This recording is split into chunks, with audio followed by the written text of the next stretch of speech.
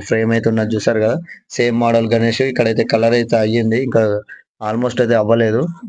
ఇక్కడ చూసుకున్నట్టయితే చూడండి మనకు ముంబై మోడల్ గణేష్‌లన్నమాట. ఇంకా వీటికైతే కలర్ అయితే అవ్వలేదు. ఇక్కడ చూసుకున్నట్టయితే చిన్న గణేష్‌లన్నమాట. ఇవి ఐ మీన్ సైజ్ అయితే చిన్నదన్నమాట. 12 వరకైతే ఉంటది. 12-15 లోపైతే ఉంటదన్నమాట. ఇక్కడ మనకు మహారాజా టైప్ అయితే కూర్చొనైతే ఉన్నాడు చూడండి. వినాయకుడొచ్చేసి బ్యాక్‌గ్రౌండ్‌లో అయితే సూర్యుని లాగానైతే వచ్చింది ఫ్రేమ్ వచ్చేసి.